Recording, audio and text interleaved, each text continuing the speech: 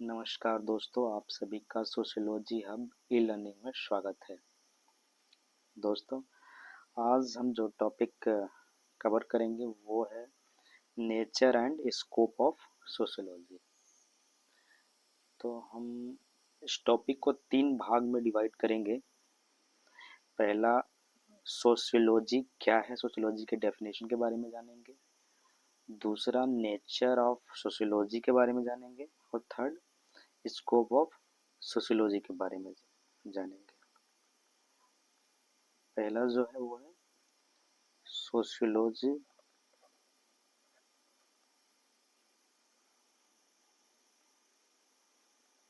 की डेफिनेशन के बारे में जानेंगे।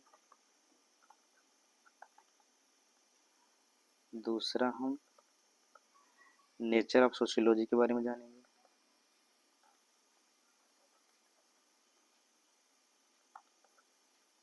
और थर्ड,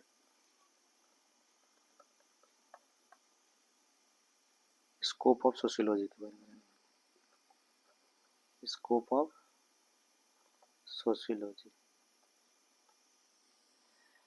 तीनों टॉपिक्स को हम वन बाय वन कवर करेंगे।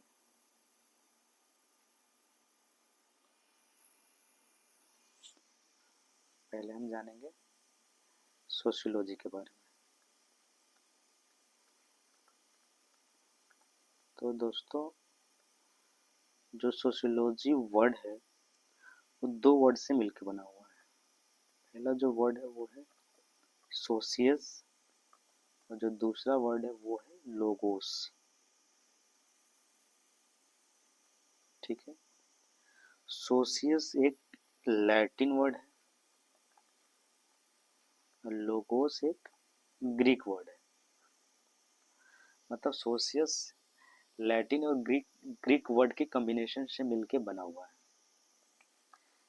तो सोशियस का जो मीनिंग होता है वो होता है सोसाइटी, और लोगोस का जो मतलब होता है वो होता है स्टडी।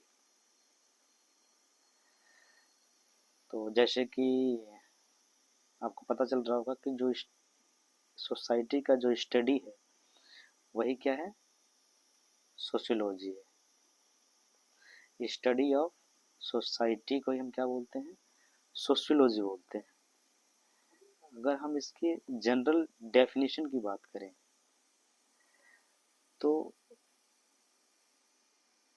सोशियोलॉजी में हम क्या अध्ययन करते हैं, सोशल लाइफ के बारे में अध्ययन करते हैं। सोशल लाइफ, ग्रुप इंटरेक्शन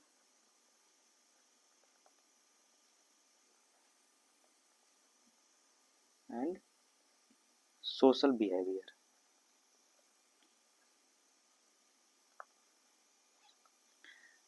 तो इसको कैसे हम डिफाइन करेंगे, sociology is the study of social life and group interaction and social behaviour.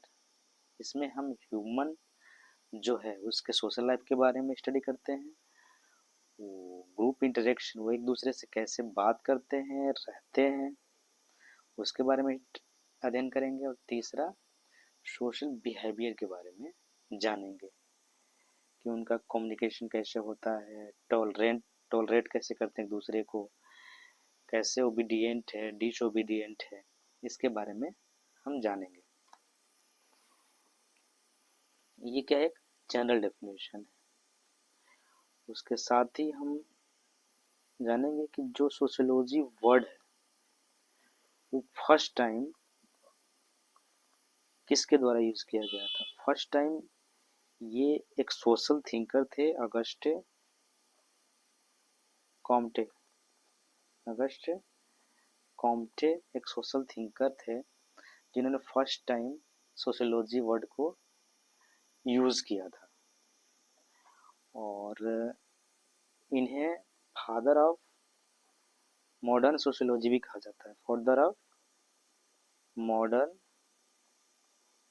Sociology भी कहा जाता है। बहुत सारे एग्जाम में भी जाता है कि फादर ऑफ मॉडर्न सोशियोलॉजी किसे कहा जाता है, तो अगस्ट कॉम्टे को कहा जाता है। और फर्स्ट टाइम जो सोशियोलॉजी वर्ड यूज किया था वो अगस्ट कॉम्टे ने ही किया था। तो हम आगे जानेंगे कि अगस्ट कॉम्टे के अनुसार अकॉर्डिंग सोशियोलॉजी की डेफिनेशन क्या है।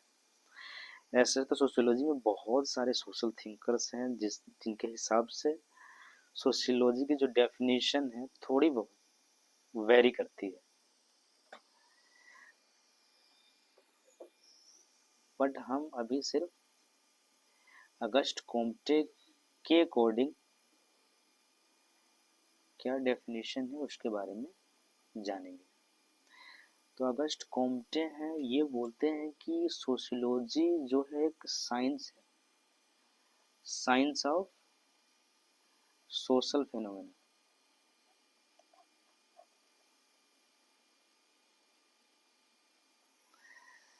मतलब सोशियोलॉजी एक सामाजिक घटनाओं का क्या है, विज्ञान है, साइंस है, जिसमें हम क्या अध्ययन करते हैं, नेचुरल एंड इनवेरिएबल लॉज। तो अगस्ट कॉम्टे बोलते हैं कि sociology is the science of social phenomenons in which we study natural and invariable laws. हम नेचुरल और इनवेरिएबल लॉज के बारे में अध्ययन करते हैं। तो नेचुरल लॉज से मतलब है जो नेचुरल है, जो स्वाभाविक रूप से जो ह्यूमन को मिली हुई है। जैसे कि अगर हम बात करें all humans are equal, all humans have equal liberty, या ट्रूथ की जब हम बात करते हैं तो ये क्या है कि नेचुरल लॉज है। वहीं पे इनवेरिएबल लॉज की बात करें तो ये वो लॉज हैं जो कभी चेंज नहीं होते हैं, यूनिवर्सल होते हैं। जैसे अगर मैं ग्रेविटी की बात करूं तो अर्थ पे भी ग्रेविटी की जो मीनिंग है वो मून पे भी सेम है, भले वैल्यू अलग हो सकती है। दो बॉडी एक दूसरे को अट्रैक्ट करती है, फिजिक्स में आपने पढ़ा होगा, लॉ ऑफ अट्रैक्शन। तो वो ट्रूथ है, यूनिवर्सल है, इसको हम चेंज नहीं कर सकते हैं। तो इस तरह से हम सोशियोलॉजी में अध्ययन करते हैं इनवेरिएबल लॉज का। तो ये इनवेरिएबल जो लॉज होते हैं फिजिक्स की तरह सोशियोलॉजी में भी होते हैं, जो कि सोशल फैक्ट्स प्लस डेटा के आधार पे थियरी तैयार किए जाते हैं, ताकि वो थियरी हर जगह क्या हो, अप्लीकेबल हो। तो जो ऐसे थियरी होते हैं जो सोशल साइंस में जो हर जगह अप्लीकेबल होते हैं, इनको हम क्या बोलते हैं, इनवेरिएबल लॉज बोलते हैं। और जो चीज़ें स्वाभाविक है ह्यूमन के, नेचुरल है, उनको हम नेचुरल लॉज बोलते हैं। दोस्तों आशा कर रहा हूँ कि आप लोग को जो चीज़ें समझाने की कोशिश कर रहा हूँ वो समझ में आ रही होगी। इसके बाद हम बात करेंगे नेचर ऑफ सोशियोलॉजी के बारे में। जैसे कि आप नाम से ही समझ पा रहे होंगे कि नेचर मतलब होता है स्वभाव। अगर किसी व्यक्ति की बात करें तो हम जैसे बोलते हैं कि यह व्यक्ति बहुत ही शांत है, गुस्से वाला है, या फिर झगड़ालू है, तो क्या उसका स्वभाव है। उसी तरह जो नेचर ऑफ सोशियोलॉजी है ये क्या बोलता है, तो सोशियोलॉजी का क्या स्वभाव है, ये दूसरा पॉइंट था। नेचर सोशियोलॉजी का क्या स्वभाव है, ये जो सोशियोलॉजी का स्वभाव है वो है study of the human life, study of the human life. जो ह्यूमन लाइफ है उसके बारे में अध्ययन करना ही सोशियोलॉजी का क्या है, नेचर है। ठीक है, उसी तरह हम जानेंगे कि स्कोप ऑफ सोशियोलॉजी से क्या समझते हैं? Scope of sociology, scope of sociology area of education है सोशियोलॉजी का, एरिया ऑफ एजुकेशन किसका? सोशियोलॉजी का।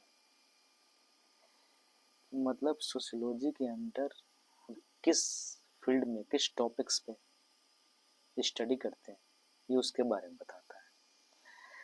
तो इसको 3 भागों में आमतौर पर इसी के अंडर में रखा गया है। स्कोप ऑफ सोशियोलॉजी है। तो पहला जो बात आता है वो है सोशल इंस्टीट्यूशन। सोशल इंस्टीट्यूशन, तो सोशल इंस्टीट्यूशन में हम स्टडी करते हैं। अगर एग्जाम्पल की बात करें तो फैमिली के बारे में, एक फैमिली क्या है, स्ट्रक्चर क्या है, इनके वैल्यूज़ क्या है, कल्चर क्या है। तो ऐसे टॉपिक्स पे हम बात करते हैं। फैमिली हो गई, गवर्नमेंट हो गया, इकोनॉमी हो गई, और आपका रिलीजन हो गया, एजुकेशन हो गया। ये क्या सोशल इंस्टीट्यूशन है। हम आगे इन सोशल इंस्टीट्यूशन को वन बाय वन पढ़ेंगे कि सोशियोलॉजी के लैंग्वेज में फैमिली का क्या मतलब है, गवर्नमेंट का क्या मतलब है, इकोनॉमी का क्या मतलब है, रिलीजन से क्या आप समझते हैं। इन सबको हम आगे के वीडियोस में वन बाय वन पढ़ेंगे। उसके बाद आता है सोशल चेंज। सोशल चेंज में हम देखते हैं कि समाज में समय के पर्सपेक्टिव में क्या बदलाव आते हैं। एग्जाम्पल में अगर मैं बात करूँ तो टेक्नोलॉजी की एग्जाम्पल लेते हैं। टेक्नोलॉजी की समय के साथ टेक्नोलॉजी ने कैसे अपने आप को बदला है, और साथ साथ समाज जो है, ह्यूमन है, अपने आप को कैसे बदला, उसके बारे में हम अध्ययन करते हैं। अगर हम बात करें एग्जाम्पल में टीवी के ले लेते हैं, तो पहले ट्यूब वाले बड़े साइज के आते थे, और अभी क्या है एलईडी टीवी है, लैपटॉप है, मोबाइल है, बहुत सारी चीज़ें आ गई हैं, चिप सिस्टम पे आ गई हैं। तो ये जो एडवांसमेंट है टेक्नोलॉजी का, उसका हम अध्ययन करते हैं। इसी तरह पॉलिटिकल चेंज कैसे होती है, ठीक है, समय के साथ। इकोनॉमिक चेंज कैसे होते हैं, उसके अध्ययन करते हैं। उसके बाद जो थर्ड है वो है सोशल इंटरेक्शन। इसमें हम अध्ययन करते हैं कि लोग एक दूसरे से कैसे जुड़े हुए हैं। एग्जाम्पल की बात करें तो सोशल स्ट्रेटिफिकेशन, कि जो समाज में लोगों का वर्गीकरण कैसे किया गया है। तो आपने पढ़ा होगा, जैसे इंडियन कल्चर की बात करें तो यहाँ पे जाति के आधार पर वर्गीकरण है, कास्ट के आधार पर वर्गीकरण है, फाइनेंशियल स्टेटस के आधार पे वर्गीकरण है। तो अगर जातियों की बात करें तो ब्राह्मण, क्षत्रिय, शूद्र, वैश्य, ये क्या है, सोशल स्ट्रेटिफिकेशन है। और इसी बेस पे लोग एक दूसरे के साथ क्या है, इंटरेक्ट करते हैं, जुड़े हुए हैं। अगर दूसरा एग्जांपल ले तो अपर कास्ट हो गया, लोअर कास्ट हो गया, मिडिल मैन हो गए, इकोनॉमी के आधार पे भी बांट सकते हैं हम। तो ये जो लोग हैं, हर आदमी का क्या है, क्लास बना हुआ है, और इसी बेस पे एक दूसरे से वो क्या करते हैं, इंटरेक्ट करते हैं। और दूसरा एग्जांपल ले तो सोशल नेटवर्क है, कि कैसे लोग एक दूसरे के साथ जुड़े हुए हैं। जैसे कि मैं अगर आपको इस टॉपिक के बारे में पढ़ा रहा हूँ, तो ना ही आप मेरे को जानते हैं, ना मैं आपको जानता हूँ, बट हम एक दूसरे के साथ क्या हो रहे हैं, जुड़ रहे हैं किसी माध्यम से। वो माध्यम क्या हमारा, टेक्नोलॉजी है। तो उस टेक्नोलॉजी के माध्यम से हम एक दूसरे से जुड़ रहे हैं आपस में। तो सोशल इंटरेक्शन में हम इन सब चीज़ों को रखते हैं। तो जितनी भी सोसाइटी में चीज़ें होती हैं, वो इन 3 पार्ट्स में ही कवर होती हैं। मुख्यतः रूप से। तो दोस्तों मैं आशा करता हूँ कि आपको ये टॉपिक है जो nature and scope of sociology समझ में आई होगी। और ऐसे ही सोशियोलॉजी के सारे टॉपिक्स पे वीडियो में बनाऊंगा। और अगर आपको वीडियोस पसंद आए, अच्छे लगें, तो प्लीज़ लाइक द चैनल और सब्सक्राइब करें। और मैं बहुत ही जल्द आपके लिए दूसरे टॉपिक पे वीडियो बनाऊंगा। धन्यवाद दोस्तों।